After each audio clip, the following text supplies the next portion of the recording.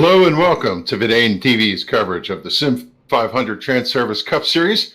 As the summer is coming to a close, so has the regular season. Tonight's Darlington race event marks round number 1 of 16. The start is the beginning of this year's path to crowning our Transervice Cup champion. We are so happy you're here with us. Kevin England with Tim Terry alongside Paul Strickland Jr. in the booth to bring us all the action from a track that's too tough to tame. Tim, championship run for someone starts tonight. Absolutely, it does. It's going to be a great night of racing, and when you look at the field that is getting ready to roll off here, only one driver in the top 10 in qualifying is not a part of the playoff grid, and that's Glenn Campbell, who will start in position number 9. Everybody else in the top 10 has something just a little more to race for here this evening, including pole sitter Daniel Falkingham, Adam Gilliland. There's some really stout drivers at the front of this field, as you see going through your starting lineup there. There are a lot of heavy hitters when it comes to this championship near the front. We look at the point championship coming in by wins. Virtue Daniel Falkingham is going to lead us in the points. Kevin King is in second. One small story for the week. Pedro Mojica, who's been the strongest point leader early in the season and has stayed up there, has bowed out for this championship chase due to personal conflicts. And that's going to move Mike Kelly into the slot. Mike Kelly added to the championship contenders for 2021.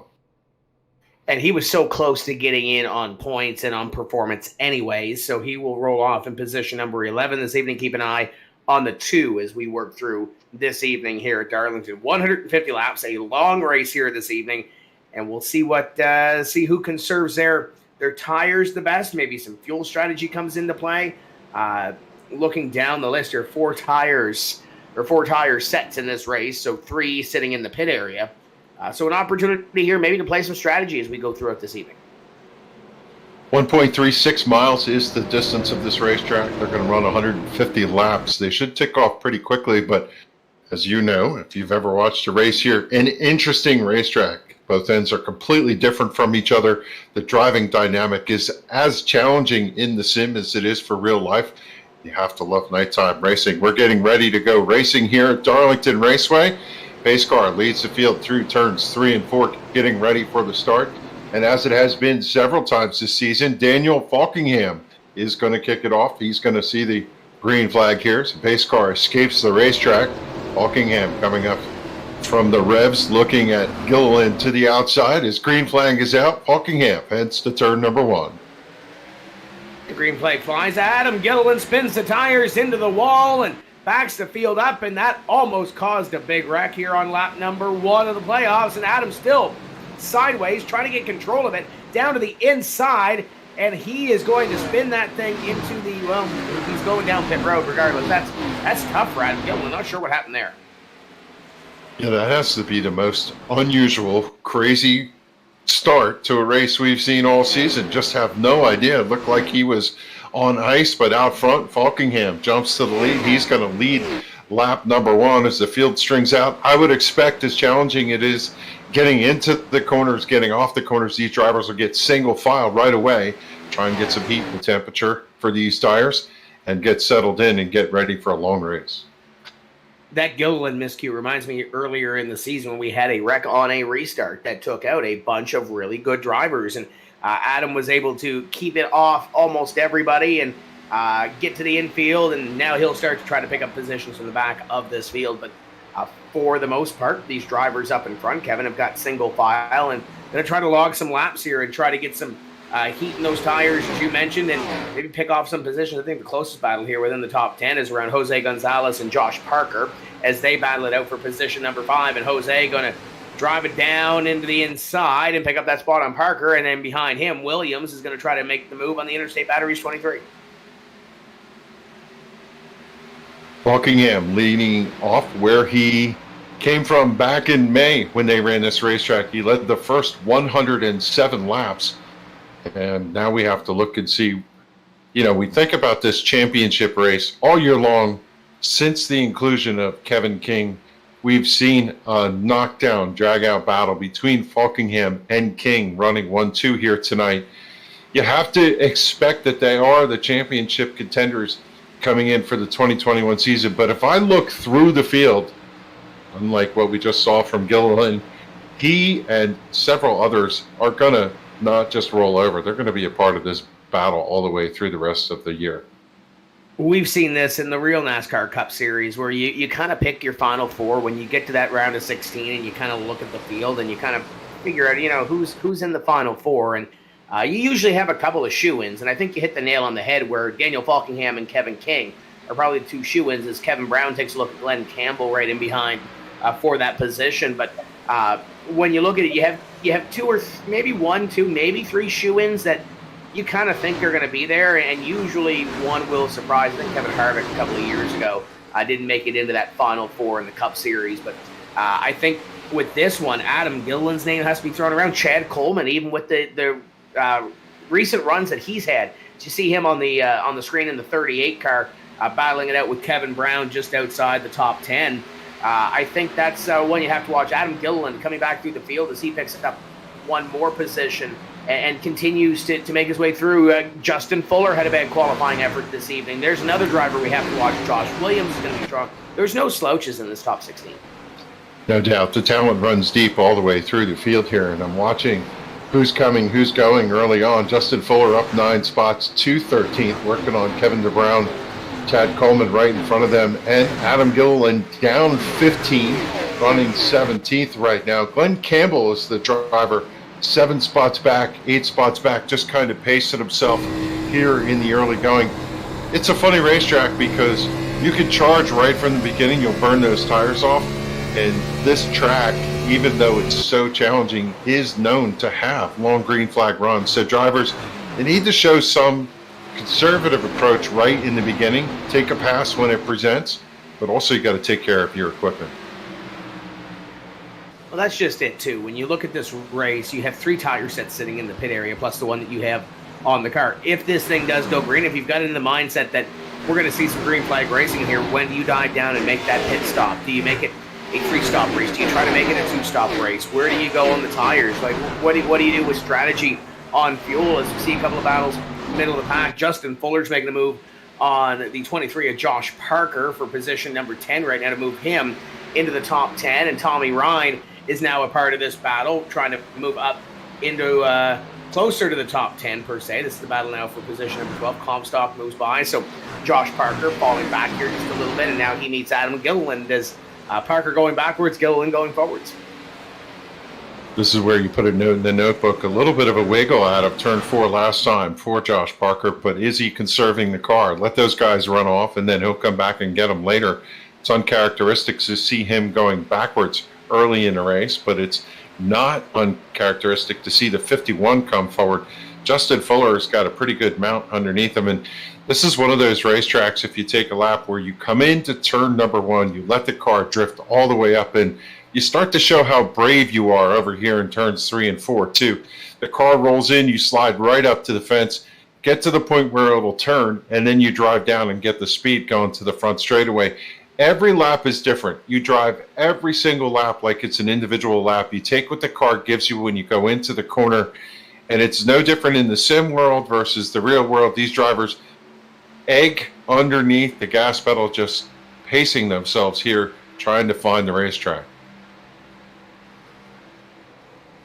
So we continue to work around here under the green. 12 laps going to be completed this time by. This is a very intriguing battle. Chad Coleman, Adam Gilliland, Josh Parker, 3 of the playoff contenders, and just in front of them, I think the driver that's on the move that kind of made his way in via a win was Tommy Ryan, and Ryan is now looking at the 51 of Justin Fuller. Talk about some of those drivers maybe pointing themselves in, and we expect Tommy Ryan to be there when it comes to the playoffs, but had to earn his spot with a victory, and now he's coming towards the front of the field. He's up 5 positions already and trying to get one more on Justin Fuller, who's gained 11 so far in the opening laps of this race. Ryan down the middle of the backstretch. It rolls into turns 1 and 2 now. Coming in, they'll roll the car right up to the fence. He sees if he can turn the car down, get a run, and sweep underneath the car in front of him. As Kevin Brown out in front of them, just kind of pacing himself. You see Mike Kelly running right with the 30 of Brian Macklin and Kyle Taraska out in front of them. 3 of them kind of running nose to tail, seem to be content. Sometimes you just look at the car in front of you, you follow it, you study it, you try to look for that weakness and see where you're going to make your move, and then all of a sudden you pounce on it. I see Brian Macklin just sizing up Tarasca right now. Kind of looking through this field as you see that battle between Tarasca, Macklin, and the two of Mike Kelly. Trying to look through here, it looks like of the 16 playoff drivers, they're all in the top 18 right now. The only two that are not playoff eligible drivers are we got one around. That is the three. We still stay green, so Jeff Ryan will grab a gear and get going again. But back to the point, Glenn Campbell, Kyle Tarasca, only two that are in the top 6 or 18 right now that are not in the playoffs in this running order. Not to bring up bad memories, the guy running behind Glenn Campbell is EJ O'Rourke. EJ is currently 16th of the 16 playoff drivers in this race, albeit it is early. EJ trying to pace himself a little bit, but we'll check in, I'm sure, with EJ by the end of the race and see where he is running and see if this strategy pays off. In that incident over there, we're going to come back to the number 3, collected the 37 of Elliott Henderson. He just pile drived the wall there. Car got stuck, extreme damage to the front end, to the back end. The rear end is all smashed in, and he immediately called for a tow, sitting over there.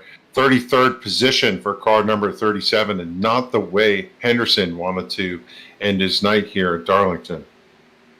Absolutely not. As you see the battle between Adam Gilliland and David Comstock. Comstock was up there battling with the 99 of Tommy Ryan, and they were going at it for a few laps, and Comstock doesn't look like he has a Darlington stripe on the side of that race car yet, but I know he flirted with that outside wall a couple of times as Parker goes to the inside of Kevin Brown, tries to pick up one more position. So Parker was sliding backwards. Adam was coming towards the front. They kind of found each other, and they picked up a couple of positions, Kevin, but they really haven't swapped that position that they met a few laps ago with.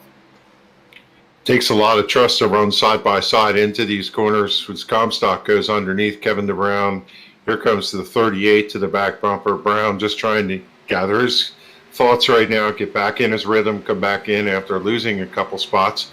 The 38's going to peak low, but looks like Brown's going to be able to hold it on the high side. Now the 38 comes underneath for the challenge. Here comes Coleman to make the pass, and the 44, who yielded to a lot of these cars, we're starting to see him come forward. Glenn Campbell on the charge in the number 44.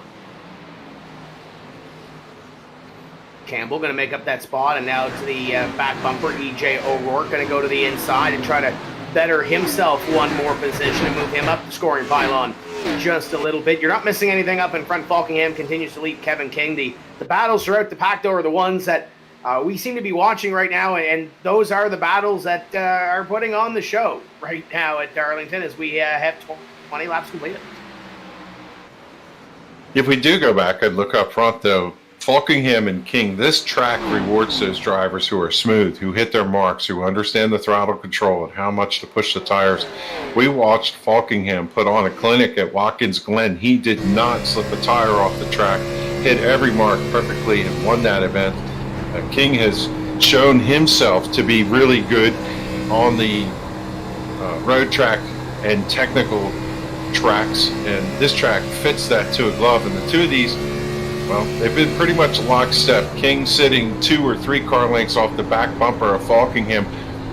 I think, Tim, it's not to his advantage to get to that back bumper. It's going to take the air off the front of the car. These cars are aerosensitive, just like the real world.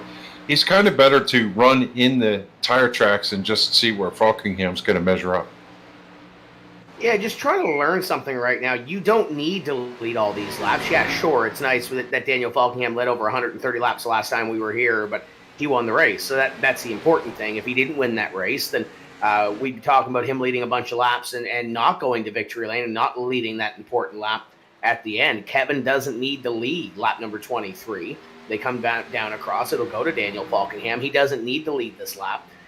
Just stick in behind and continue to do what you do. They've got a sizable gap, over 2 seconds, almost 3, back to Byron Daly, Trey Edson, and the rest of the field. And Jose Gonzalez, give a little credit to the Goya can right now in the 5th place position. Great qualifying effort and doing what he has to do, moves up 3 spots to position number 5, and kind of just running his own race right now. He's got that little gap back there to that battle between Josh Williams and Brian Macklin.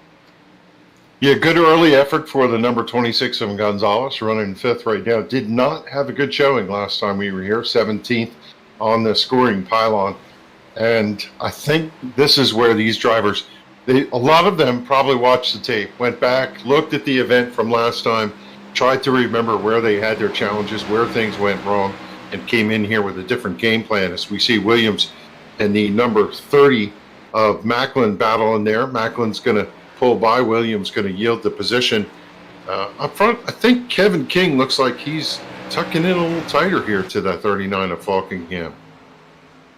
Just looking down the standings and going back and taking a look at the replay, EJ O'Rourke had an incident on lap number 22 with Nelson Rivera going down into, I believe this is corner number 1, and Nelson just almost kind of drove through the 41 of EJ O'Rourke, and it's put EJ with a lot of damage on the back end of that race car. There was no caution, Kevin.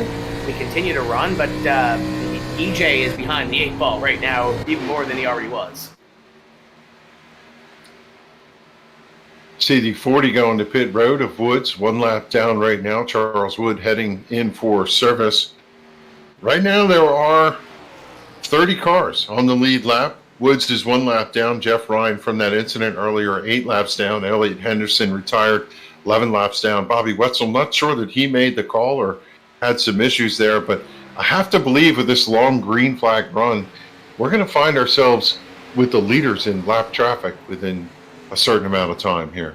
Yeah, I believe so. With a couple of drivers that had incidents on the racetrack that didn't bring out caution flags, I think we are going to have some drivers that are going to go a lap or multiple laps down here sooner rather than later. The first one up is probably going to be EJ O'Rourke. We saw a couple of moments ago the damage on that personal comfort number 41. The leader is on the same straightaway as Mr. O'Rourke, and Ron Holyfield is about 4 seconds or so ahead. We got one around in turn number 4. We stay green. That is Scott Stenzel in the 63 going around, and that was in that little pack that's in front of EJ O'Rourke that was battling to either stay ahead of the leaders or keep a good distance ahead of the leaders. Tyler Dalton was among them. Ron Holyfield, and I believe maybe Joey Katina, as Katina was slow on the apron. I don't know if he just came down pit road or not. Yeah, we've seen a handful of little incidents, we'll call them. They haven't been enough to draw a caution. The 43 of Doug Roth came off of turn 4 and scraped the wall, got a little bit sideways. The 54 of Jimmy Coleman, he got a little tag, went in and slammed the wall just like the 3 did of Jeff Ryan. And you know, that one shot where we showed Daniel Falkingham coming down the front straightaway and there was all that smoke in the air, that was a result of that incident. So as much as we've been green flag racing, several cars have had contact with that inside wall, especially over here on the front straightaway. Yeah, just keeping your eye on some of those drivers near the back of the pack, and some drivers moving up. Here's Brian Macklin to the outside of Jose Gonzalez. This is the battle for position number 5, and Jose will let him have it down into corner number 1, and they'll continue on racing. And just in behind them, Josh Williams, lap car in between them, though, with Doug Roth. And there is the 18 of Kyle Tarasca beginning to work his way a little bit further up the running order. He's battling with Williams for position number 7. It's easy to talk about our front two, Falkingham and King, but look right behind them. The 33 of Byron Daly has been really on a tear all summer long and showing he could run with all of these guys. And right behind him is last year's champion, Trey Edson. He shows up when it comes championship time, and the number 5 looks pretty stout here in this first run to the championship. And just saw Scott Stenzel sending sparks over there off of turn number 3. Got a Darlington stripe on the personal comfort Camaro. And yeah, one of the things that always happens, Sim, we talk about is as much as you could watch the leaders or see the battle that's on the screen, somewhere, somehow, somebody's hitting a fence here at Darlington. That's just the way the world works. And somehow we've been able to keep it all green flag racing, so kudos to them. But you mentioned Byron Daly, and you talk about Byron. He's kind of had a quiet season, but he's kind of one of those drivers that I'm sure he'd probably like it that way, you know, kind of flying under the radar. But when the chips are down, he's going to be there. And then Valvoline number 33, currently sitting in position number 3. He's got a ways to go to see the leaders. He's got a little ways back to Trey, about 2 seconds in behind is the 5 car, the defending champion of this series. But Byron just kind of running his own race and maybe letting this race come towards him. There's still plenty of laps to go. There's over 100 laps left to go. The 33 doing his own thing right here in position number 3, like he has been all season. Yeah, Scott Stenzel got a part of the fence the lap before. Once again, over there in turn 3 seems to be his nemesis. As we talked about Daniel Falkingham just a few minutes ago, getting to the point where he'd get into lap traffic, just put Joey Jatina 1 lap down. Looking out his windshield, he's staring at E.J. O'Rourke in the number 41. Back of that car is all caved in, as you talked about before. So leader starting to get into slower lap traffic. Starting to pick them off at this point, and looking at the list of drivers, we're already seeing some retirees from this event, including Charles Woods, Elliot Henderson, and Bobby Wetzel, all done for the evening. Jeff Ryan is still sitting on pit road. Jimmy Coleman is sitting on pit road, 9 laps down. Everybody else, the other 29 drivers still on the racetrack, circulating with a few of them being 1 lap down. But Falkingham continues to lead. Kevin King still in behind them. I believe that is E.J. O'Rourke they're about to come up on to put EJ 1 lap down. Tough break for EJ early with the damage on that race car. He's hoping for a caution, I'm sure, to try to get that thing repaired. Solid run for the 2 for Mike Kelly right now, sitting in that 10th position, but he's going to watch the 81 go by. I tell you, the 81 is just starting to pick him up and put him down. Adam Gilliland probably frustrated with himself from that hole that he dug, and he's getting himself out of it. Going back to Mike Kelly, not the season you would expect. Sporting the Eagle One colors here tonight, not Verizon. Change of paint scheme, maybe change of fortune. Sitting right there in that top 10. He's got a lot of work to do to get himself through this championship round, coming in as first alternate, but making the best of it so far here at Darlington, having a good run early on. It's not necessarily throwback weekend, but we are at Darlington, so good to see some maybe some throwback colors on Mike Kelly's car. As he hello, that was the 63 of Scott Stenzel going down the racetrack in front of the pack, and takes evasive action, and he gets out of the way. I believe he was trying to get out of the way of Adam Gilliland in the 81 in front. Tommy Ryan makes the move, but Stenzel a lap down is continues to be battles all throughout this racetrack. The 93, though, of Kevin Brown, one of our chase drivers, getting a little bit closer to some of the action, trying to make up some positions here. Yeah, and if it's not evident, the chase drivers have that banner on the front of the windshield, so you could pick them out, so you could see which ones are in that chase hunt. And looking at Kevin King, his car wiggles a little bit coming up off the corner. Seems that these cars are becoming a handful as the tires wear. King's car a little bit sloppy through the center of the corner, though he has not permitted Daniel Falkingham to get away from him. The car does not look as into the racetrack as it was earlier. And just as this run goes on, the fuel load burns off. The tires obviously are going to wear a little bit here, being Darlington Raceway. So this thing is going to change the handle as we go throughout the evening. And Kevin trying to reel in Daniel Falkingham.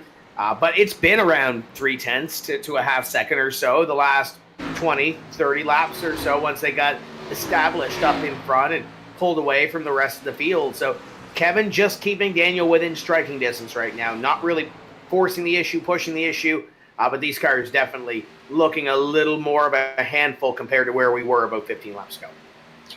And that's nothing to take away from King's prowess. You get those stages where sometimes you ride, sometimes you push, sometimes you want to push the car and see what the limit looks like. As we see the car big wiggle into turn number 1, he's going to drift it right up but miss the fence.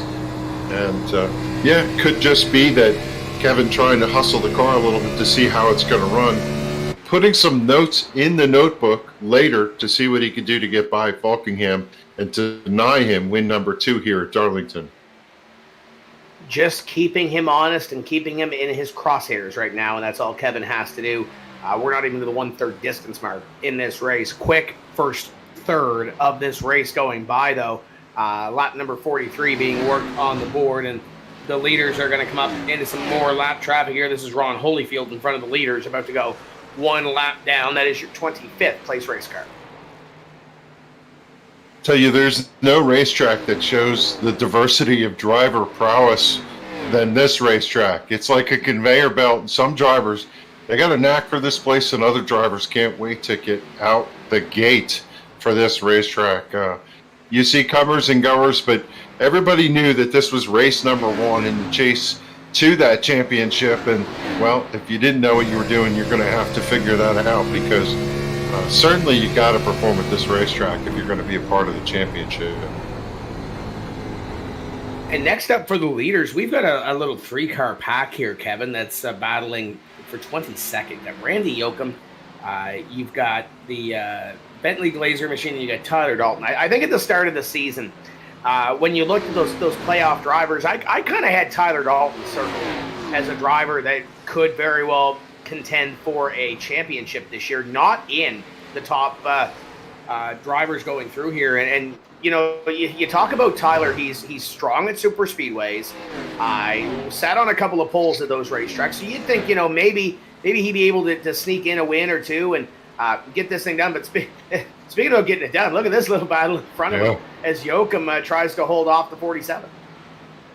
Yeah, Glazer looked low, and coming back, I echo those sentiments. I've raced with Tyler on quite a few occasions on off nights where we're not running Monday nights, and it's like a student of the game as he drops down. I think he's going to head to pit road right now, down on that really super tricky entry. You come over here to turn number 4, and all of a sudden you really need to get left to that narrow chute that is the entry to pit road here. But nobody practices more, checks the tires, understands the fuel loads, checks with the steering ratios and all of those things more than Tyler Dalton. He is a student, and I suspect that over time his continued homework is just going to pay off. And I'm with you. I'm kind of surprised it hasn't paid dividends, but I do believe there's a bright future for this number 19.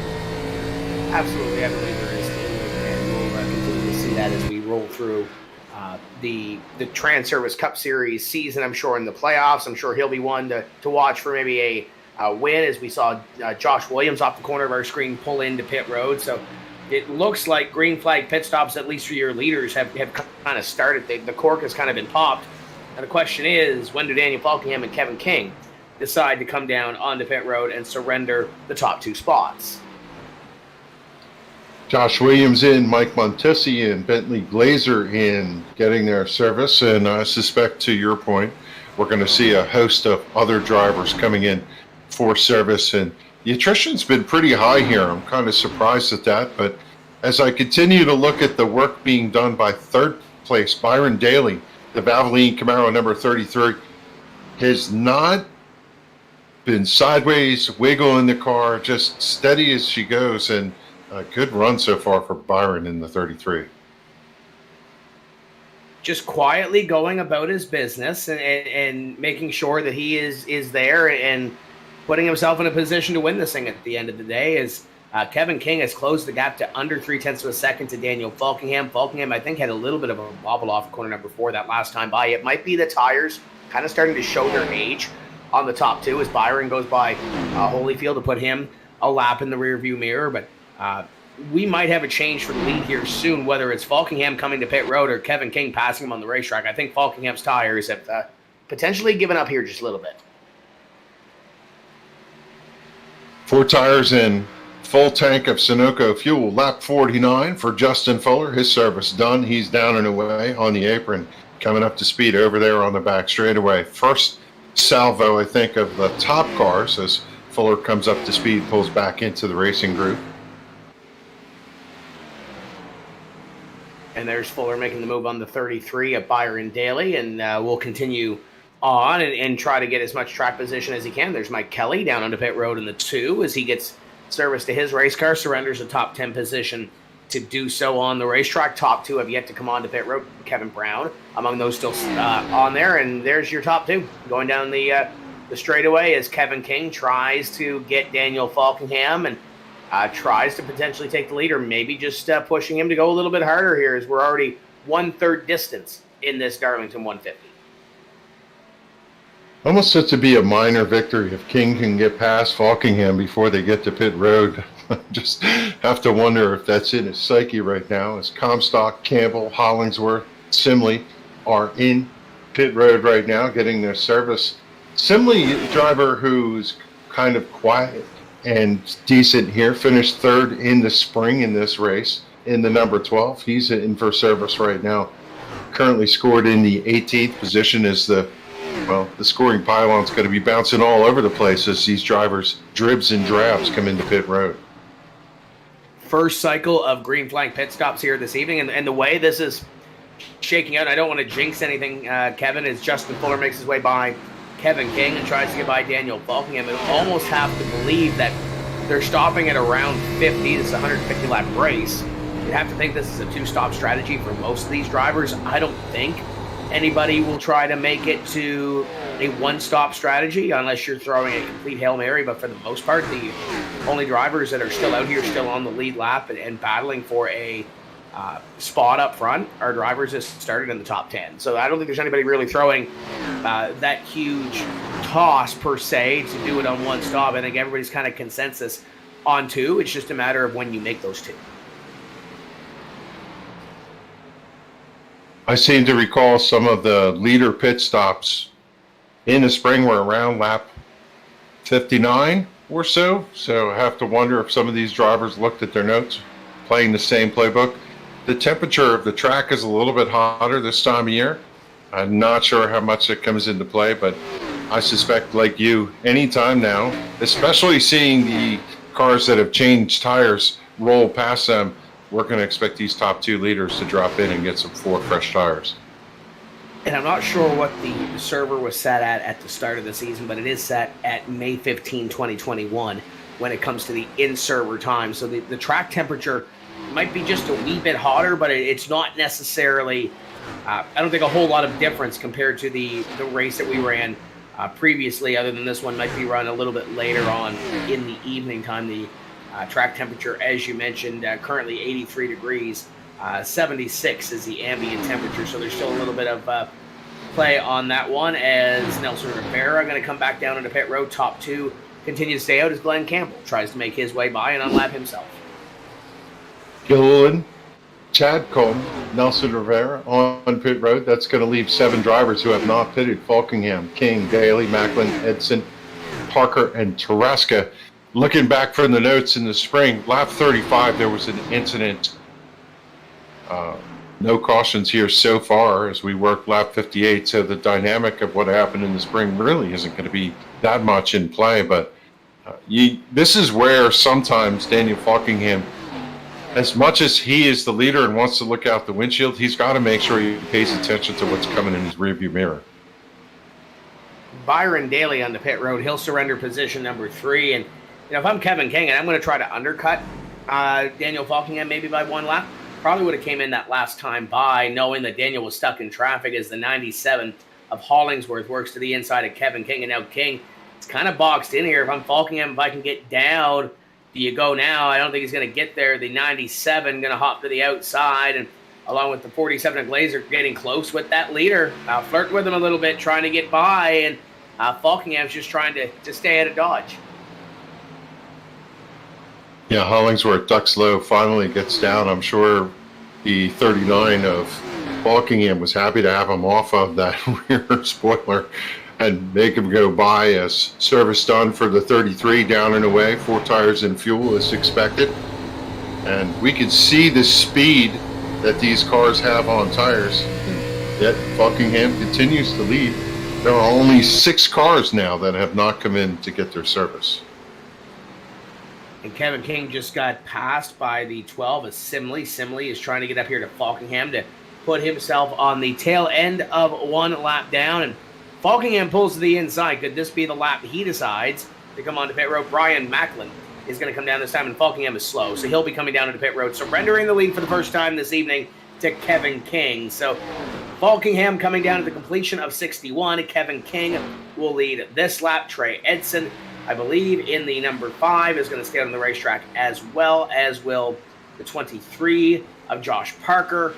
So 3 drivers remain on the racetrack and trying to extend whatever they can here. A slow crawl of 45 miles an hour going down this pit road. It's a tricky pit road, Darlington. The boxes are not that big. He made it all the way down to the end, right side service going on. This is where Daniel, as a personal driver in sim racing, gets to take a break, think about what comes next. Left side tires going on. He wants to make sure that he's down and away. And good service for that number 39. Got in his box clean, got off his box clean, and now he returns to the racing surface. And then there were three, and Kevin King, Trey Edson, and Josh Parker are those three that are on the racetrack. Josh Parker nearly had a moment with some of the cars coming through that might have been just a little bit quicker than him. He almost got it into the fence, but stayed off it for the most part. I believe Kevin King may be throwing the hand out this time by to come down on the pit road. So keep your eye on the 88 car here and see if he decides to call the audible this time by to head to pit road. He's in the middle of the racetrack, and looks like he may decide to pull it onto pit road. He will. Here comes the Team J Concepts number 88 down to the attention of his crew. Now we'll wait to see about 9 seconds behind if Trey Edson can get down. I don't think he's going to be able to get down because there's traffic all around him. Yeah, Edson's going to have to run one more lap. As I was watching Falkingham, by virtue of pitting a little bit later, Byron Daly was able to make up a little bit on those fresh tires. The two of them were side by side. I think they were not waving cheery thoughts out of the windows as Falkingham kind of got held up, but finally broke through and is going to be able to drive off. But Byron Daly tucked right on the back bumper trying to get to him as King finishes his service. That leaves Edson. Parker is the only two who have not come to pit road. So now we will see if Trey and Josh decide to stretch it as far as they can. Well, there's the answer to the 5. He comes down into pit road, leaves the 23 as the only driver still out on the racetrack on the strategy. So everything will cycle through here in just a bit. And it looks like it might be Josh Williams going to be going to the top of the board after these three complete their pit stops, as we still wait the 23. Would anticipate him to come down this time by. He might have a little bit of right side damage to this race car as well. I can see a little hood pop, it looks like, on the right front corner. The 23, though, will stay out on the racetrack this time by and will lead one more lap. Yeah, these drivers have to be really careful on these new tires. Get a little bit cold and they go into the corner, as Kevin King just experienced a car set completely sideways. I looked up from our vantage point and he was 30-degree, 40-degree yaw going into turn number 3, stomped on the brakes. The car came backside straight, and now he's back on the chase. But they got to be very careful, as you can see the damage on the hood of the Interstate Batteries car as he heads to pit road. So that will hand the lead over to Josh Williams in the 95. So a little bit of a change with these pit stops. Some drivers doing the undercut, trying to get a little bit more. Some trying different strategies that, maybe they weren't in the top 5, maybe they weren't in the top 10 to maybe try to better themselves on the longer run. So it's Josh Williams, Jose Gonzalez, Daniel Falkingham has cycled to 3rd, 3 seconds behind, Byron Daly and Mike Kelly, your top 5. And I do not see Kevin King in the top 10. He currently sits in position number 11, just outside, and now into 10th as they cycle Parker out of the top 10. But he's a little ways behind here. Yeah, what is the story with that? I watched the 88 go into his pit, looked like a clean entry, clean exit. Not sure why he's so far back other than the mix of tires for this, but this does jumble the field now for someone like Falkingham, for King and whatever. They have fresh tires. They want to see this go green for a while as the great equalizer so that they can get the speed differences to make up any ground that they've lost, as Williams out front with Gonzalez tucked right in behind him. Yeah, I just took a quick look at Kevin's pit stop, and there was no hold whatsoever, so there wasn't any sort of penalty on that stop. But we'll keep an eye on him as he goes through. But Jose Gonzalez putting some pressure on Williams as they race down. But by the way, here comes Daniel Falkingham trying to make something happen. Byron Daly in behind them, trying to catch this pack from about 2 seconds in behind. But Jose Gonzalez, if he wants to lead, he better make the move because Falkingham is about to make it. Yeah, Falkingham trapped right now in behind Williams, but he's going to shoot the gap. Disposes of the 26, peaks low in turn number 1, sets the 95 up, gets him loose, drifts up high. Here they come off of turn number 2. Will he make the charge here? He's going to signify he wants this lead. He's got fresh tires. He should be able to drive deeper into turn number 3, and Daniel Falkingham returns to the point. He opened the door for Jose Gonzalez. Gonzalez drives up to the number of Williams. Williams gets a good run out of turn number 4 and holds Jose in at bay, though. Yeah, they're continuing that battle that they just had, and in behind them, I think that is Parker. And correct me if I'm wrong, he's trying to unlap himself right now as the 23 will work up to this battle for position number 2 and kind of go to the inside of Jose Gonzalez and try to make the move on Josh Williams and get ahead of these drivers and put himself back on the lead lap. He is currently scored in position number 20, so he goes to the inside of those fresh tires and try to chase down Daniel Falkingham in front of him. Maybe easier said than done, though. Yeah, it looks like maybe an incident for the 43 over there. Roth got sideways coming off the corner, and he's going to go slow down there on the apron, but gather it up and keep it going. The interesting aspect of this, as we look at it right now, Tim, all these drivers pitted on different cycles. Falkingham was able to chase away from King, who pitted multiple laps later. King in 8th. But the biggest winner so far in this exchange, Adam Gilliland, up to 5th place. He only sits a smidge behind your leader at this junction. Not a bad round of pit stops for the 81. And you talked about Kevin King there coming through the field. He is slicing through the some of the slower traffic. He's past Comstock, Macklin, Ryan, Justin Fuller. He's up to position number 7. He'll come up on Mike Kelly. He'll have a couple of lap cars to contend with here before he gets to the 2 and Joey Katina and Scott Stenzel. But Kevin King is coming. The problem is he's gaining time, or he's gaining positions, but he's losing time to the leader. Gained about a 10th that time, but that's negligible when it's 7 seconds behind. As this next time by, the leaders will cross the halfway point. We'll be halfway already, and I don't want to jinx it, but we've been caution-free so far.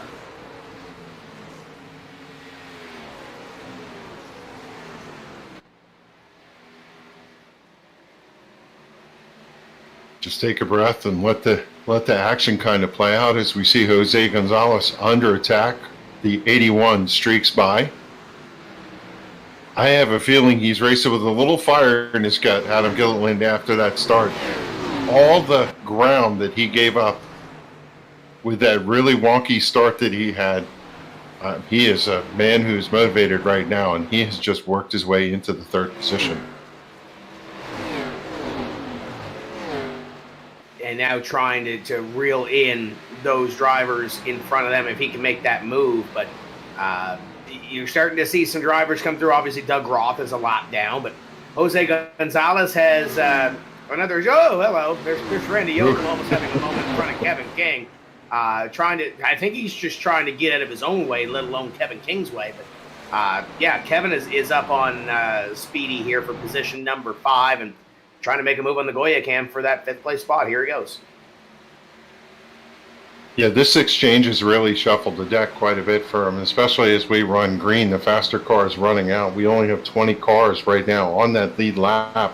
With Falkingham out front, we could reset the field. Daly in 2nd, Gilliland 3rd, Williams in 4th, Kevin King 5th, Jose Gonzalez, Macklin, Mike Kelly in 8th, David Comstock, Tommy Ryan make up your top 10. They're kind of spread out right now, but you have such a difference as King streaks underneath Josh Williams to take over that position, and here comes Doug Roth peeking underneath. You have to wonder if Williams is just kind of pacing himself. When did Williams pit? I want to say lap 47. So when you look at that stack of cars, he's the one that has the oldest tires by far. Yeah, absolutely. Hello, there goes the 8 and the 22 to the inside, and that will be the first caution flag of the evening. Tommy Ryan. Wow, they collected the 99. Yeah, they're still wrecking down the back. I think that was either Stenzel or O'Rourke in that. I'm not sure which personal comfort car that was, but it's one of them. And that will draw the yellow flag for the first time this evening. And it was bound to happen because of everybody on those differing strategies, but we will bring in Showtime Paul Strickland Jr. for the first time here this evening. Paul, what put us under this caution with the Kong Beer Bong instant replay?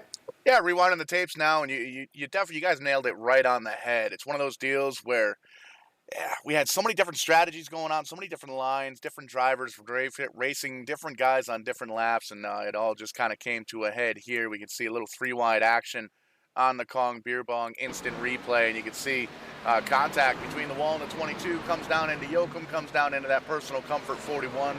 And one of the big things to note, we did see Tommy Ryan get collected, but that's one of those yellow stripes on top of that windshield, 41 championship implications. We'll have to see if that affects him later on in the season.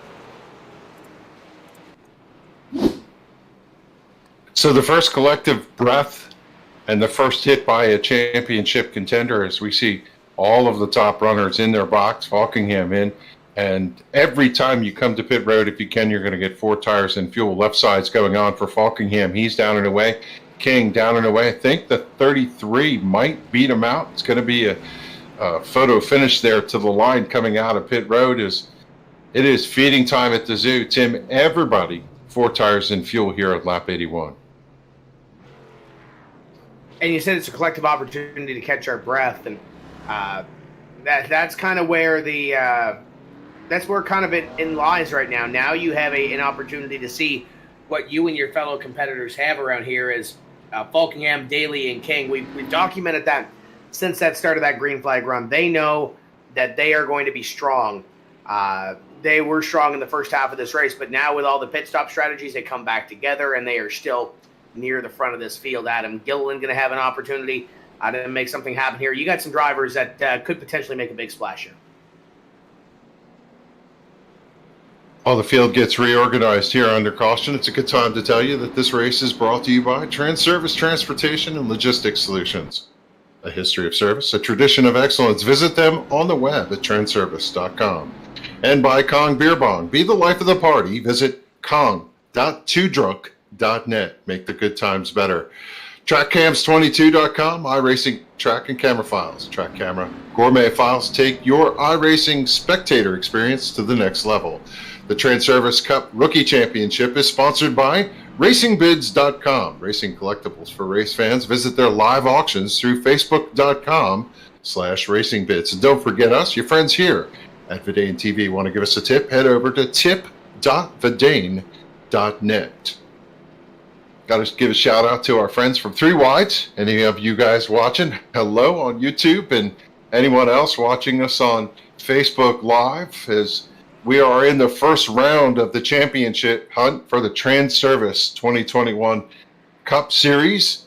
So far, it's been Daniel Falkingham and the Kevin King show, but yeah, we've restacked the deck. I think, right, Daly did beat King off of pit road, and Gilliland is swapping around there. We'll see where the scoring puts us, but 83 laps into 150. Tim, I don't know how you adjust what you've done so far unless you went out too fast and you're going to change how fast you go on the restart, but a lot of drivers are burning the midnight oil here trying to think about what comes next in this remaining stretch. Yeah, absolutely, and we'll see who can get back to where they were before, because I have a feeling these guys can do another green flag run towards another pit stop. Saw them go around 50, so if that's the case, they pit maybe with 20 laps to go or so, or maybe short pit it. I'd like to see the strategy play out here, so we'll see if these drivers can get green flag racing. And you look at your top 8, all of your top 8 are playoff drivers in this field, so this should be a very interesting restart for this one, as Daniel Falkingham outside, getting ready to see the green flag first. He pulls the trigger, green flag. Oh, hello, Byron Daly sideways. It opens the door for Kevin King. We saw that on the initial start with Adam Gilliland, and Kevin King is going to be able to get to the inside. That was almost big. Yeah, big wiggles. I think a lot of these drivers decided they were going to restart in second gear, but with cold tires and a lot of throttle, you're going to get that little bit wiggle. Just wait for the car to hook up, and unlike Gilliland, they got away cleanly. And this is a reset for Gilliland. I think this is going to help him sitting there in that second position. It's almost like a do-over. Now we have to see where he measures up to the 39 or the 88. Yeah, he's still got plenty of time to make it happen, but he can't really force the issue if that's...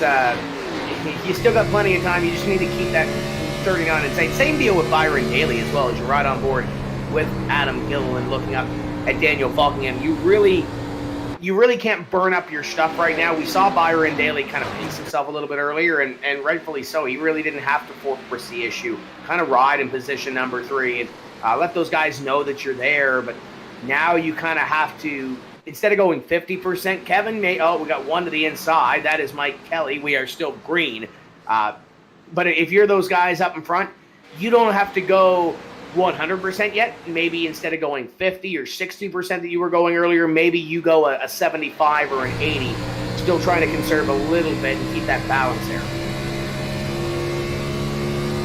Yeah, developing story for Mike Kelly there, one of our chase contenders. He got a little loose out of 4, tried to collect the car, got back in the gas, the car stepped out, and he got tagged by Brian Macklin, and a hard hit for both cars. Macklin, the front end of that Camry, all wrinkled up, quite a bit of damage over there on the right side on the front of the car.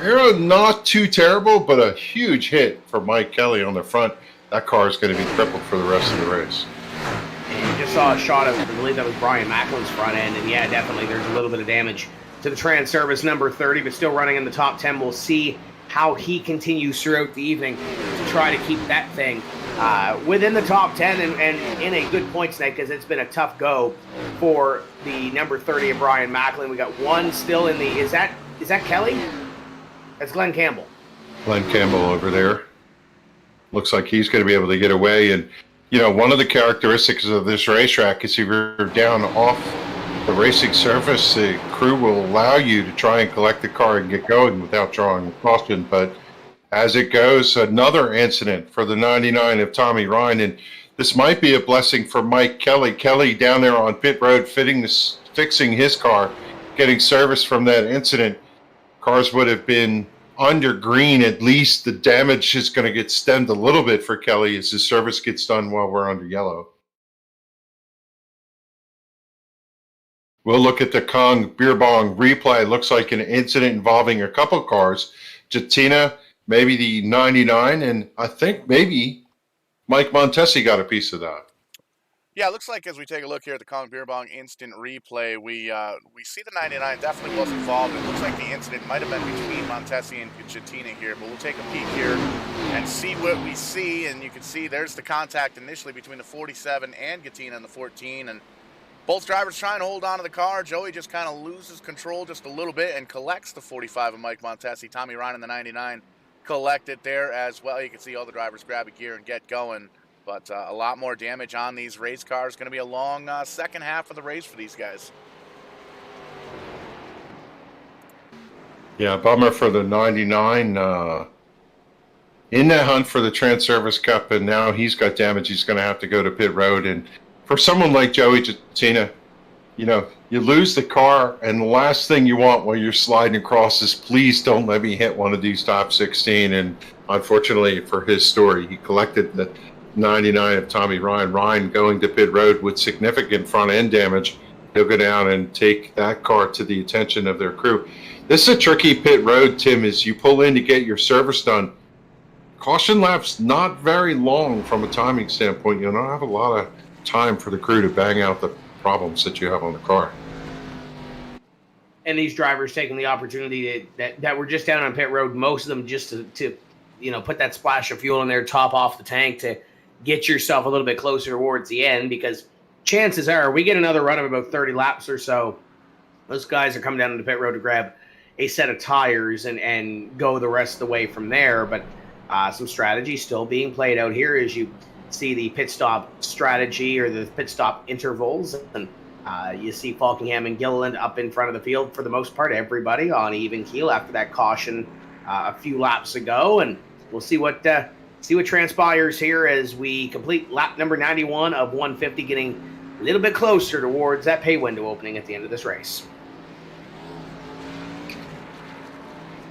So we'll reset the field, reshuffle the deck one more time, get everybody back in line and set them off again. And, well, you know what they say sometimes, cautions breed cautions. We had a long green flag run until that first incident at lap number 80, now working lap 91 with incident number 2 in the books. And, well, I see the 99 of Tommy Ryan got his service done, came out. He's circling back to the back of the pack. I believe he's going to go back in and get a little more work done and see if he can get that car squared away, as the pace car has picked up the field, and they'll get reassembled for a restart here. Should be about lap 94 when we go back to green. and we'll see if anybody else spins their tires. We saw that with Adam Gilliland on the first start. We saw it with Byron Daly. On the second, Byron was kind of able to get away with it. Didn't lose a ton of positions. Is still sitting in position number 4. Adam Gilliland lost all the way back to about 23rd or 24th on the initial start of this race. Obviously, with the drivers that are a lap down and out of this race, we've got, I believe, 26 or so that are still in this event. But you want to make sure you do not spin your tires on the restart, because we've had 2 of those already as Falkingham chooses the outside. Transervice done. He is down and away. He's going to try and beat the pace car out, crosses the line, and now he's going to have to hustle to get back to the back of the pack before we go back green. Tommy Ryan, car looks worse for the wear at this point, but the Snap Mobile Shop Camaro going to come back into the battle here as he hustles down the back straightaway and lines back up to get back into the fray. Up front, it is Falkingham, Gilliland, Daly, King, and Gonzalez, Josh Wallace, Josh Williams, Brian Macklin, Kyle Taraska, Justin Fuller, David Comstock. Haven't talked too much, Tim, about David Comstock, just kind of riding back there in the 10th. And one of the stories coming into this event is it's not really all about the chase drivers. Some of these drivers want to see if they can get some wins here as the season closes down. Yeah, David, one of those that's kind of been floating throughout this event. Started 22nd up to 10th here now. We'll see what he can do on this restart as the pace car peels off. We'll have 93 laps completed of this race at Darlington, the Transervice Cup Series opening round playoffs. Green flag flies, and for your top 6 or so, looked like a pretty good start. And looking on back, it looks like everybody maybe learned some lessons from those 2 last restarts as they dive it down in corner number 1.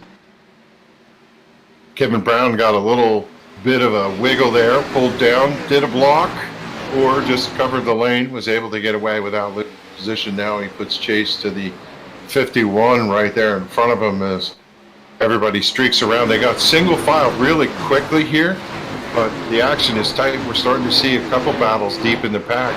One car sliding off. It's Mike Montesi. Hard contact inside of the wall over there. He's going to grab a gear and see if he can drive off. He is down off the racing surface. If he can get it going, we will remain green as the front end of that car looks like a modified out of New England, and he's able to grab a gear and keep it going. And now we've got a challenge for Daniel Falkingham for really the first time tonight under green. Kevin King was able to shadow the 39 of Daniel Falkingham for the opening run of this race, but Adam Gilliland is starting to throw just a little bit of pressure on the Lobster 207, number 39, as they work out of the corner, and Adam is there. A couple of car lengths trying to maybe push Daniel Falkingham for the first time this evening as they creep a little bit closer to the lap 100 mark. We'll have 96 completed this time by. I was looking at the pit strategies from the last pit stop, and I saw the 38 Chad Feldman go in and top off. This could potentially somewhere end up being a few mileage race, but nobody took that challenge this time as everybody went in on that first lap, got their service, came back out. Didn't want to give up that track position. Track position, as we see, hard to come by here at Darlington, and right now we see a tremendous battle. Here comes the 81 looking low line. Nothing doing as Falkingham's going to hold him off to the straightaway, but Gilliland looks pretty racy right now in second. I think he's trying to push Daniel Falkingham a little bit harder than Daniel Falkingham actually wants to drive the race car right now and try to wear out his stuff a little bit. We anticipate there being another pit stop here at some point if this run does stay green, and if it does go caution, we're definitely going to see one more pit stop as one more driver falls a lap down to the infield, and I think we're going to see a little bit of that with some of the Adam Gilliland into the fence down into corner number 1, maybe pushed it a little too hard, just got that Darlington stripe, pancakes the wall, and enough to lose momentum. Here comes Kevin King, so Kevin King gonna maybe take that position. He pushed into the wall by Adam Gilliland, gets hooked into the wall. I think Adam thought he was clear.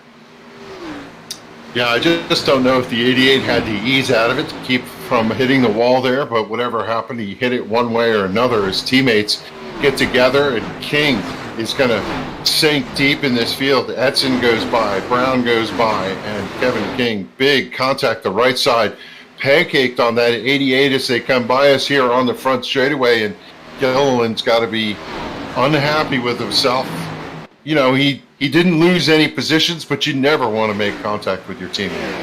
Yeah, Yeah, those two work together. So I don't know if he's going to be very happy that Kevin with Adam is Byron Daly going to go by Adam Gilliland, or at least attempt to get by Adam Gilliland for position number 2. And you have to believe Adam's car, oh, there goes Byron, a little sideways in the middle of the corner. But you have to believe that Adam's car is a little bit damaged from that wall impact in turn 3.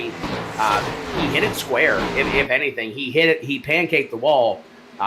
But they've lost time to Daniel Falkingham. This is Falkingham's best friend right now because the field has fallen back behind Falkingham by over a second.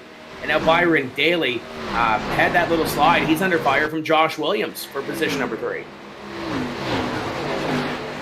Yeah, I think if you have to look at a car that is a sleeper for this chase, it's got to be Josh Williams. He just puts together a run and then builds that momentum and just keeps coming in.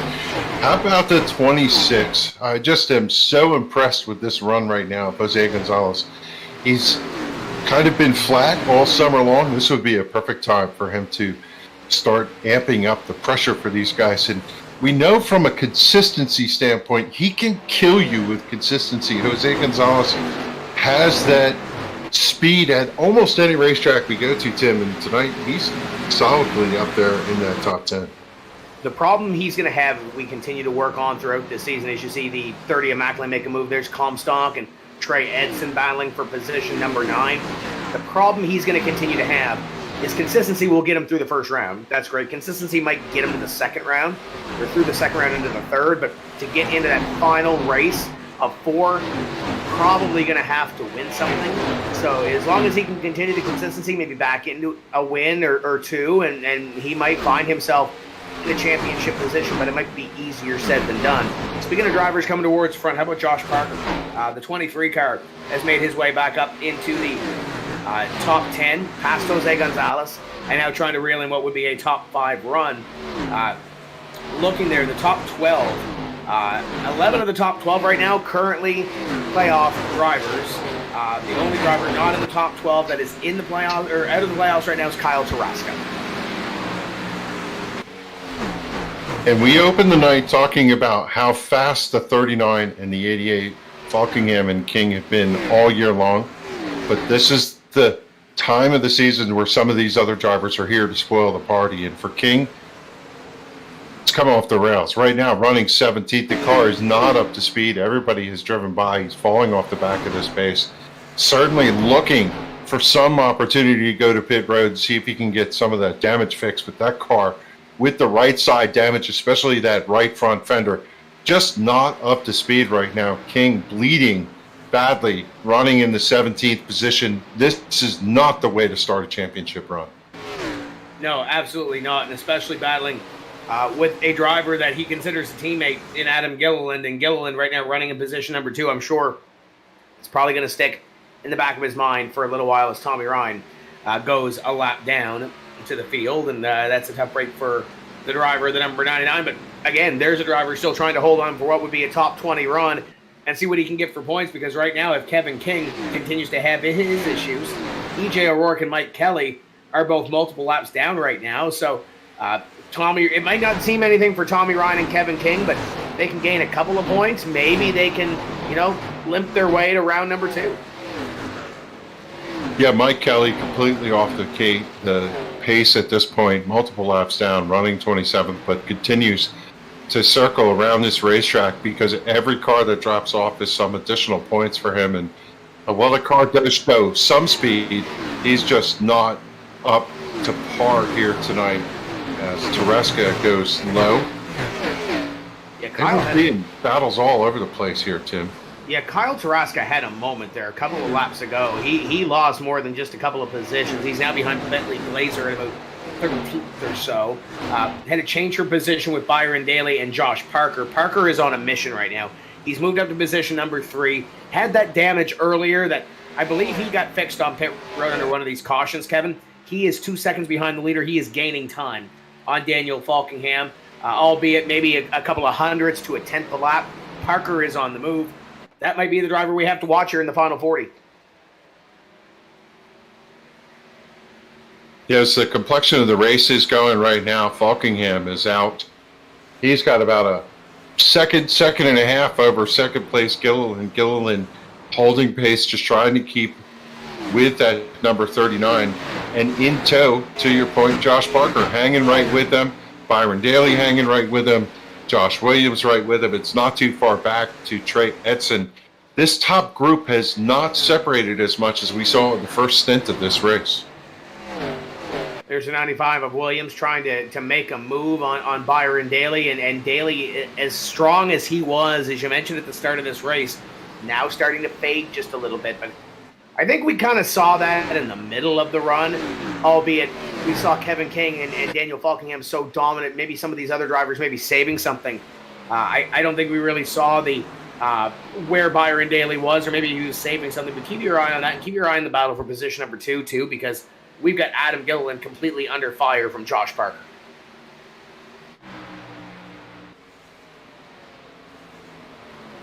Parker looking low, running one low down, air on the front. Gilliland, a little bit of a wiggle through 1 and 2. He drives down the banking to get off to the back straightaway, carries more speed, opens up to a half car length. Parker still looking low on the entry to turn 3, signaling. It's so hard to execute the pass here on the bottom because you got to hold the car down. You don't get the run off. You got to time it correctly, but Parker really getting off the corner better than Gilliland. Gilliland comes down, covers the entry so that Parker can't get the run in underneath him, slides up against the fence, drives down the banking to cover the exit, and you have to see if Josh Parker can somehow get the run and get his nose underneath Gilliland on entry. Got to make a move here at some point as Kyle Tarasca pulls it on to pit road after having his little issue in the 18 car, and a tough run for him after being up here in the top 5 for most of the event, or at least flirting with the top 5 for most of the first opening 114 laps of this race. Battle continues on for position number 2. Josh Parker got to that inside, but ever since he's kind of fallen in behind Adam, hasn't been able to make the move and hasn't been able to really poke the hole, but he's got to go. Yeah, he was making time on Daniel Falkingham, and now Falkingham begins to drive off with this one. You could make up stories about what's going on here. The 81's trying to save his tires, not run so hard, but still trying to keep the 23 behind him. The 81 has burned off his tires, and the 23 is faster. The 23 is mad because the 39's driving away and thinks it's time to drive through. You have no idea what's really going on. But what we get to enjoy is a battle. As the 81 gets sideways, and he's just going to give it up. He's going to allow the 23 to go by. I think when you get to that patience aspect of it, the 23 was just about to lay the bumper to him, and I knew the 81 could sense that. And now we'll see what kind of pace Josh Parker has to reel in Daniel Falkingham.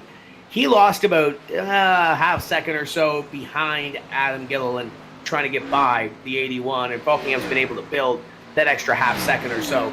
Now we'll see if Josh Parker can reel in Daniel Falkingham and what exactly he does when he gets there, and if he gets there on that number 39. So Falkingham leads Parker, Gilliland, Daly, and Williams, your top 5. Williams got to Byron Daly, hasn't been able to get by the 33, and kind of the same thing, same song, different dance, what we just saw in the other battle. Byron doing just enough to keep that number 95 at bay. You're going to write this number down, 1.77. That was the distance when Parker got past. That's where it is right now. He's able to track it down a little bit, but maybe running the car too hard. Certainly getting into turn 1 through turn 1 and 2 a little bit better than Falkingham, but Falkingham is smooth as glass coming down that back straightaway and through the corner. We're starting to see what we saw last time. Falkingham, just like before, hitting his marks, consistent laps, putting good laps down, and he's starting to drive away from this field one more time. Absolutely. As you see Daniel Falkingham in lap traffic, that is Doug Roth that just went a lap down, and a couple of more ahead of him, including Randy Yoakum in the number 8 car, trying to stay on what would be the lap that he's on, which is currently 1 lap down, trying to keep from going a second lap down. But Daniel Falkingham hot on his heels, and Glenn Campbell would be the last driver on the lead lap just ahead of them, sitting in position number 18. So plenty to fight for right now, but Josh Parker trying to fight his way through traffic as well, as he's got the same lap cars that Daniel Falkingham just passed are right ahead of him. 1.52 is the distance. Every time Falkingham catches a lap car, it is either to the advantage or disadvantage of Josh Parker. Parker has clearly pulled away and is doing a good job at tracking down our leader. The question is, will the lap cars yield when they see Parker coming and get out of his way? We'll get that answer in just a moment here. I have to give a nod to Bentley Glazer running in that 9th position. The 47 car, 17 positions up from his starting position. The biggest mover on the field, second biggest mover, Justin Fuller, currently running in that 11th position. As much as we'd love to talk about these guys in the chase and the battle up front, have to give a call to some of these drivers who are showing good runs here at Darlington. Yeah, we look at the top 16 right now. 13 of those are playoff-eligible drivers. Ron Holyfield in 15th, Jeff Hollingsworth in 14th, and as you mentioned, Bentley Glazer currently running position number 9, and he's the only driver in the top 10. That is not a playoff driver right now, so keep that in mind. A little feather in the cap for Bentley Glazer as we work on here late in this race. Falkingham continues to lead, and actually Josh Parker has lost a little bit of time, and I'm not sure if it was because of him picking through the lap traffic or not. We'll find out here in a couple laps. And he lost 0.3 of a second that last lap by to Daniel Falkingham, but he was also passing Randy Yoakum. So now the 23 has clean track. The 39 has to pass the 44, Glenn Campbell, and he will do so with ease at a corner number 2 and make his move and continue on. So Parker might have used all the good up in that race car to try to get to where he is, and now he's got 28 laps to try to make something happen and keep Adam Gilliland and the rest of the field in behind him now. Yeah, if we go back to the headspace of Adam Gilliland, maybe he thought Parker was running a little too hard for this juncture of the race and wanted to save a little bit of the good for later, but we just don't know how this is going to play off. We could run green all the way to the finish, or we could have a late race caution, which, as they say, changes everything. Right now, Parker cruises into the corner, just trying to do what he can to trace down the 39 car, but 1.77 has turned to 2.5 seconds at Josh Parker not holding pace to the 39 of Daniel Falkingham. But he's keeping ahead of the pace that Adam Gilliland is currently turning. Parker the last time by an 11 to a 27 lap time wise for Josh Parker to Adam Gilliland. So Parker is still ahead or still quicker than Adam Gilliland. He is slower than Daniel Falkingham. So Falkingham kind of, I think, kept the same pace. You should see the 33 battle with the 2 of Mike Kelly, the 33 of Byron Daly, and the 2 of Mike Kelly on different laps right now. But Kelly going to give up the ghost here and let the field on by. But Daniel Falkingham continues to pace this field, and we're closing in on the final 25 laps of this opening round of the playoffs. Could I ask our producer to jump inside the number 26 car? Let's take you through a lap of the Goya car. Jose Gonzalez, he's currently running in that 7th position, and just show you how complicated it is to run this racetrack. As he comes down the front straightaway here, crosses the start-finish line, he's got to angle it down, hit the apron just a little bit, let the car slide up.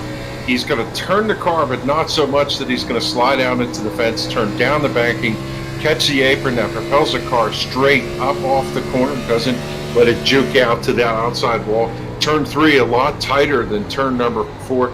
You want to float the car in here, but just somehow keep from scraping the wall. Turn it down off of turn 4 so you can use all the exit going to the front straightaway. That's a lap around Darlington, and as we watch Jose Gonzalez run this racetrack, lap after lap, every entry, every corner, every exit is different in the feel of the car, and you just have to be on the wheel. And one of the things we have not talked about is how long you're in the seat here. We're calling this race at lap 127. These drivers are going to be worn out at the end of this. It is a lot of work to concentrate, to turn down, to run off and not hit the wall, pay attention to the front mirror, the rear view mirror, and all of that. It's just, this track wears you out. You either love or hate racing this racetrack for those reasons, Tim.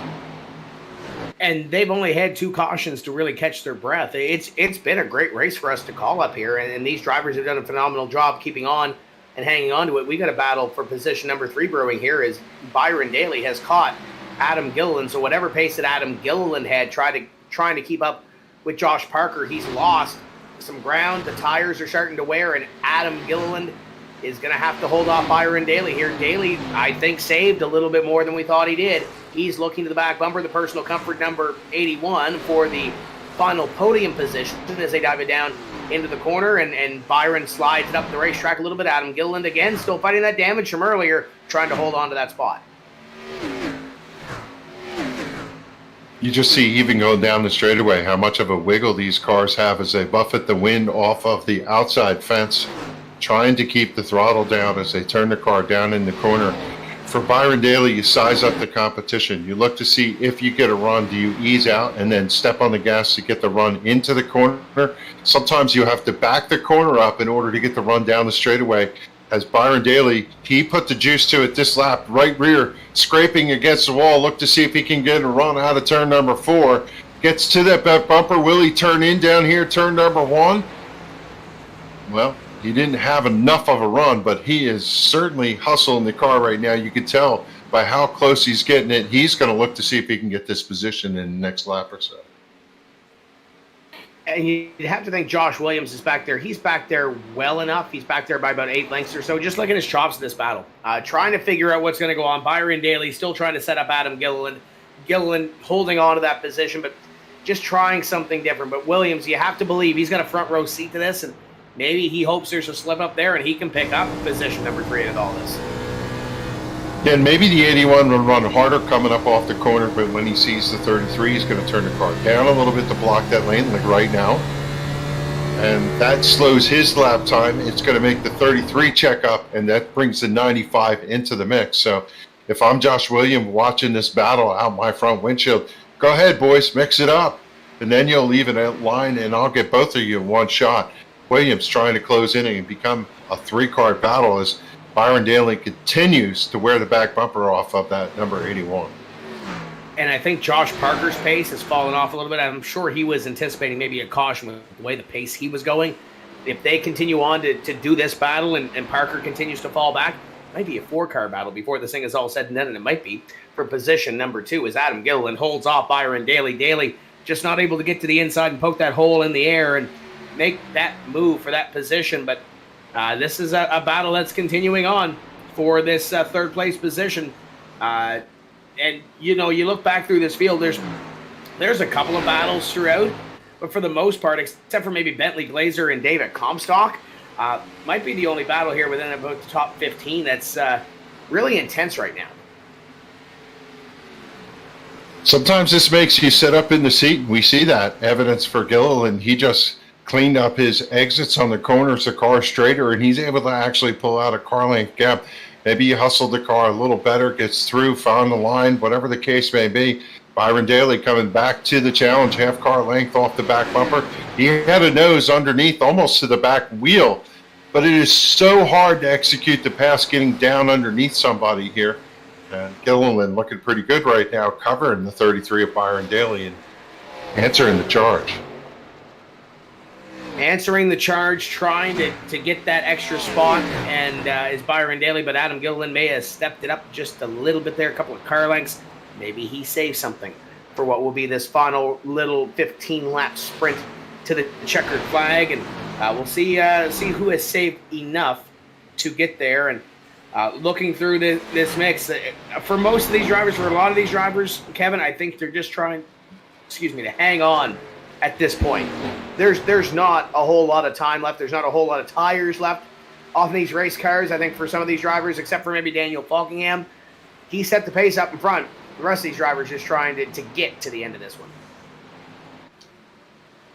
There's a milestone moment over there on the stretch as 39 of Daniel Falkingham pulls alongside and goes past with ease the 88 of Kevin King, putting him 1 lap down. He was watching him out the windshield close in, get smaller and smaller, and all of a sudden the 39 goes past, and he has to wonder what happened. He may not have been privy to the incident that occurred between the teammates, but one of the concerns for Falkingham coming into this had to be, could he hold off Kevin King for the wing here?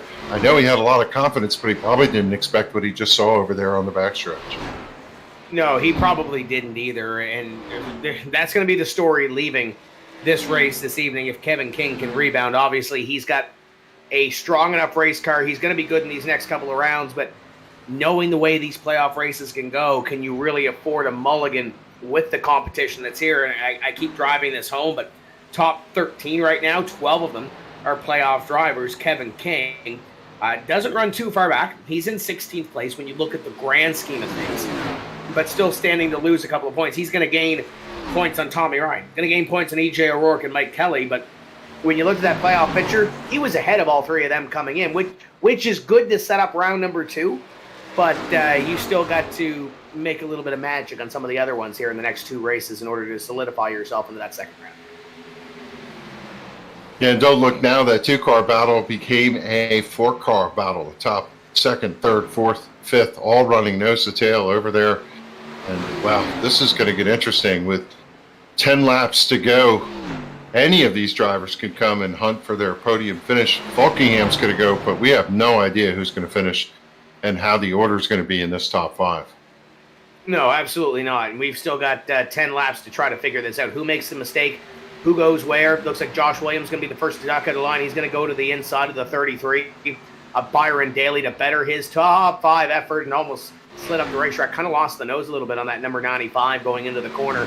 And Byron Daly going to maintain that spot. And as they did that little do-si-do, the top 2 in front of them pulled away. But again, little dance down the back straightaway between Parker and Gilliland. There's 2 drivers that have a refuse to lose attitude, I think is the easiest way to put it. So it's going to be a very intriguing battle here coming down to the last few laps.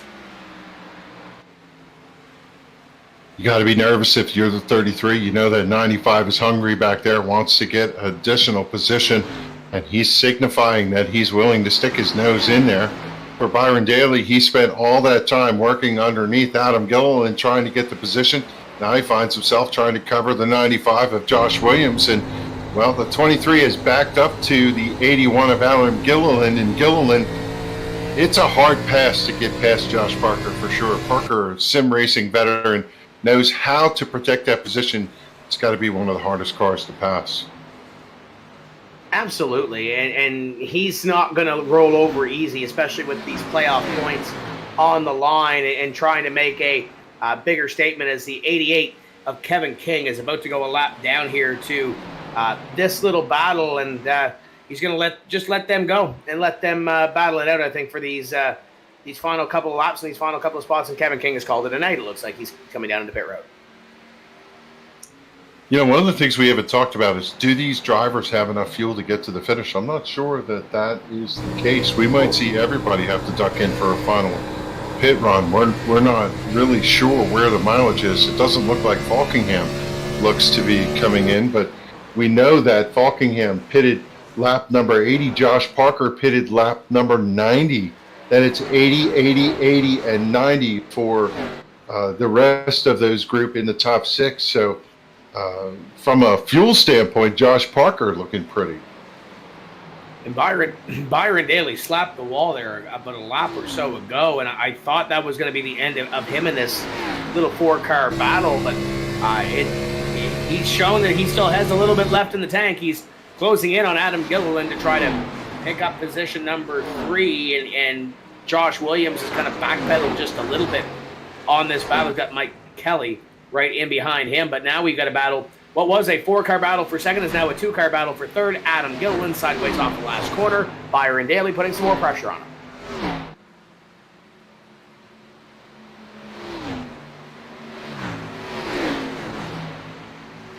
Haven't seen much from the 51 tonight.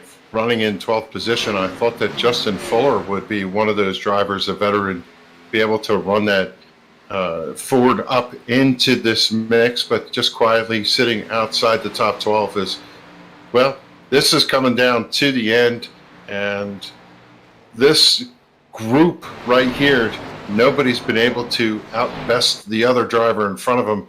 I thought for sure Josh Williams would be making some charges there, but right now he seems to have fallen off a little bit in the 95. Yeah, he had that little move with the 33 of Byron Daly and kind of backed off and burnt the throttle, I think, just a little bit as Daniel Falkingham crosses the line with 3 laps to go in this race. Byron had a little bit of a slide there off of corner number 4. Williams going to try to gain a little bit of momentum, got a little bit of speed there to make it happen, but for the most part, I think these drivers right here are trying to hold on. Josh Parker, I think, saved just enough to escape with position number 2. But Daniel Falkingham up in front, and he'll come this time by to 2 laps to go. Falkingham holds a 7.3, 7.4 second lead over second place Josh Parker. And, well, if you're going to win the championship, this is the best way to get it started. Just a flawless night for the number 39. Like several of the races we've seen, is one car sideways in front of Falkingham. That's the 97. He was able to gather it up, pull it down, and Falkingham goes by without incident. Really, all Daniel has to do is worry about these 3 cars in front of him and keep the car pointed in the same direction. It's been smooth sailing for the Lobster 207 Camaro. And get to the line, and there it is right there. White flag is out for the 39 of Daniel Falkingham, so this race is going to be official. He's just got to get back and make sure that this thing stays in one piece. He's got almost an 8-second lead on the rest of this field as they work down the back straightaway for the final time. Daniel Falkingham through the lap traffic to the inside of Tommy Ryan. Joey Gattina next up on the list. He doesn't even have to pass him. He can just make it easy here through 3 and 4. And Daniel Falkingham will come up at a corner number 4, and he will win round number 1 of the Transervice Cup Series playoffs, a winner and sweeping Darlington Raceway in the 2021 season. Josh Parker going to come home with position number 2, and Adam Gilliland comfortably in 3rd, with Byron Daly and Josh Williams your top 5, and a great effort at the end of that race for your top 5 as they battled it out at the end of that race. And there's Justin Fuller coming across the stripe, but nevertheless, another big win for Daniel Falkingham.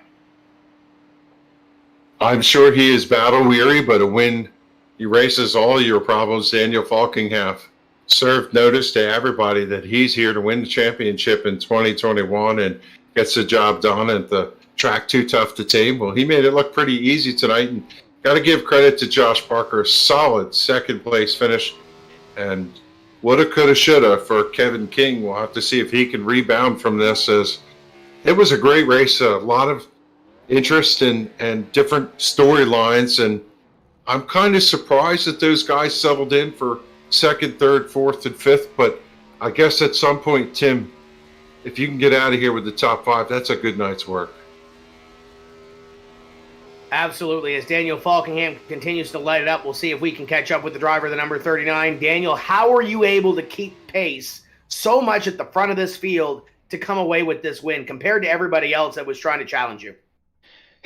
I have no idea. I did not expect to put on a performance like that coming in.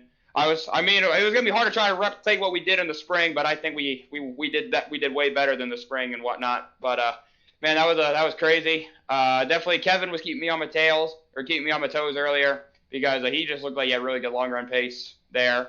But and then the way the pit strategy played out, the way the cautions fell, thankfully it all fell in my direction, and we were able to keep the car up front, keep it out of the wall, and bring home the win and do the old Darlington sweep. So it's man, Darlington's been really good to me the last few years, especially over here on the Xfinity side. Pretty much everything I race here, so feels good to win here again. Second half of this race went green flag as well. Obviously, the first half, you kind of pace yourself a little bit, set up for that pit stop. But how were you able to discipline yourself on that second half, knowing that Adam Gilliland was quick at the start, Josh Parker was coming hard in the middle portion of that run? How were you able to discipline yourself, knowing that race could go green to the end?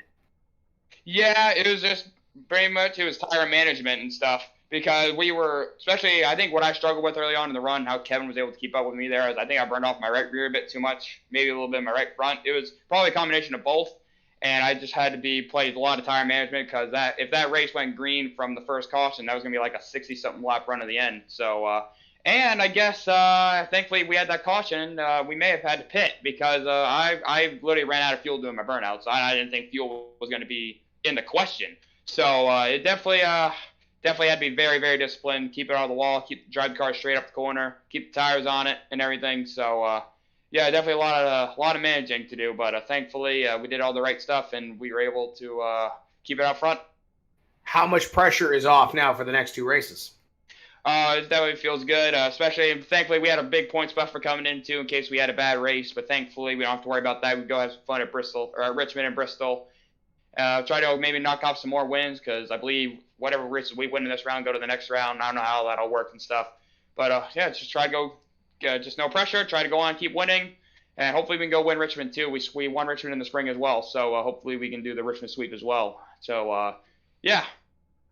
Who's on this race car? Who helps you get to victory lane? Yeah, just got to thank First Rate Bay Labs 207 for all their support.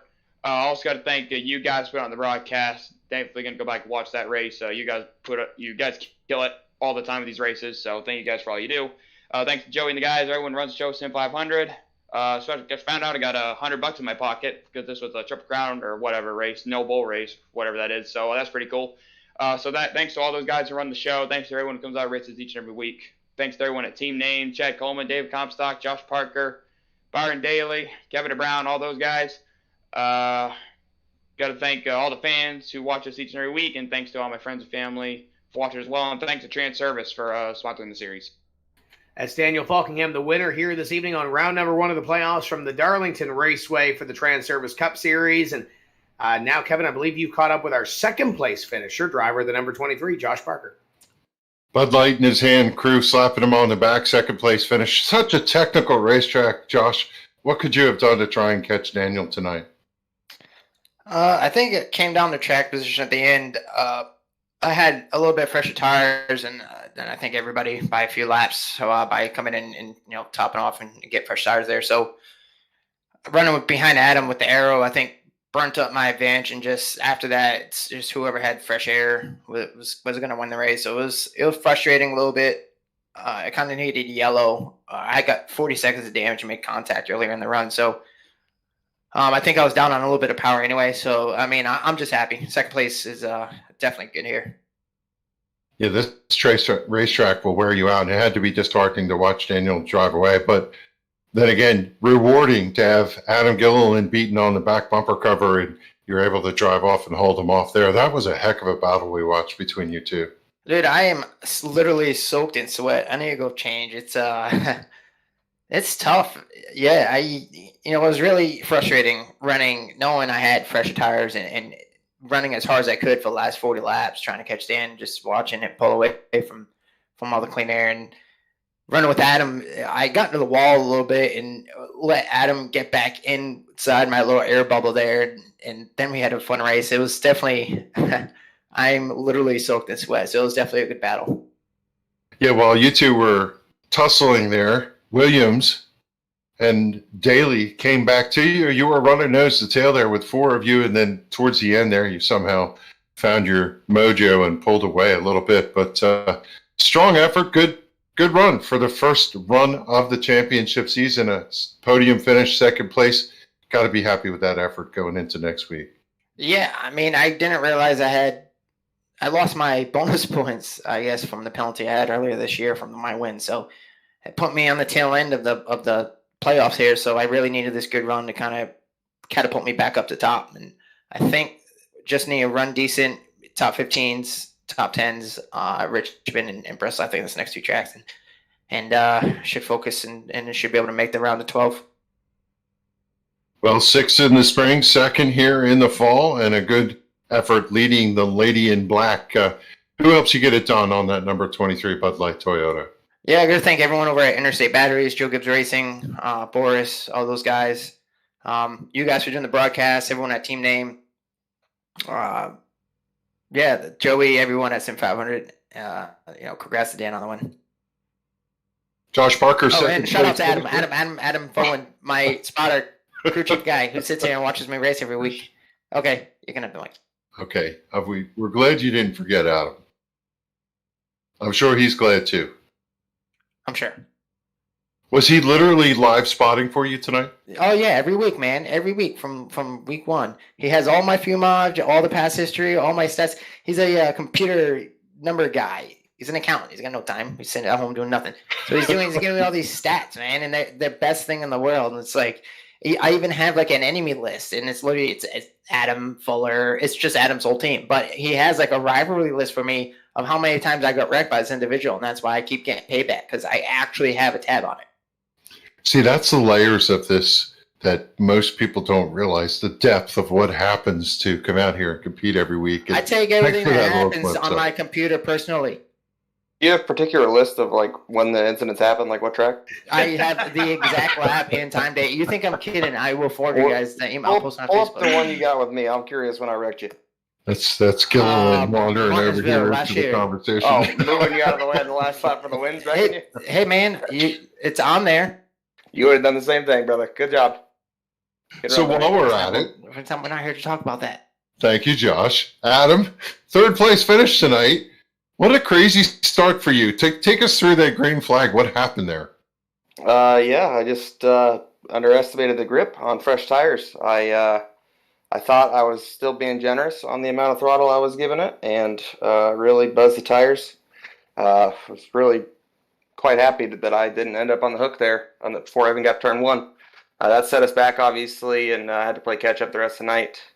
The one caution actually, I think, kind of reset everything and put everything back at square one. And yeah, I feel terrible for hooking Kevin there. I was letting him go, trying to be good, getting back in line, and then immediately as I tucked back in line, I didn't think I cut it that close, and it hooked him a little bit. I went back and watched it. I mean, there's a little bit of echo, but I'm still taking all the blame for cutting it that close. So I really hate it for his night.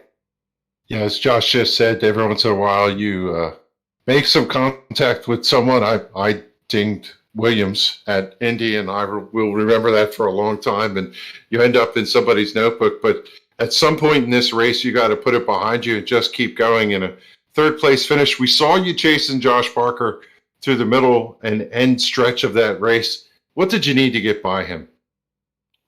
The clean air he had. Yeah, when he got to me initially, I don't know if he pitted for tires there after that second caution. I don't know if you guys have the answer to that. He pitted on 90, you pitted on 80, so he had 10 lap fresher tires. Okay, so yeah, he was coming through the field really fast, and he got to me, and I felt like I was burning my stuff up trying to hold him off, and he was just considerably quicker. So I let him go, and was really surprised I was able to run him back down. And when I got to him, iRacing's got a really poor, dirty air package right now, so it's really hard to run behind guys unless they really make a mistake. And we got to him, and it was just like I hit a brick wall. There's about 4 or 5 tenths of a buffer before you hit the brick wall there. It's hard in a good day to get down underneath somebody and execute the pass. You really have to get a good run on them at this racetrack, but yet we had a lot of fun watching you try to get to that quarter panel to draw him back. And I guess in hindsight, Adam, a top 5 in Darlington in the first race, not a bad effort heading into Bristol and Richmond.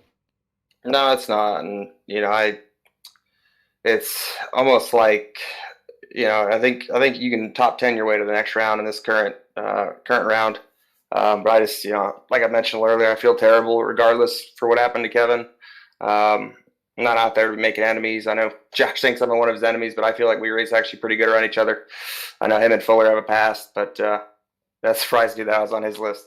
Nonetheless, yeah, I try to take care of guys. Unfortunately, this current package, everyone just has to race each other really hard. Tonight wasn't one of those tracks because of how much we're slipping and sliding, but the mile and a halves with the the 550 package, it's just everyone's got to be super aggressive because it's so hard to pass this dirty air. I feel like if we didn't have this dirty air, these races would be a lot different, a lot more give and take. Yeah, I have to believe that no matter what happens, as hard as you guys race, as much as you race each other, you're going to end up in somebody's notebook one day or another. But let's concentrate on third place. A great effort. Who helps you get it done on the personal comfort Camaro? Yeah, like you just mentioned, Scott Stencil at Personal Comfort.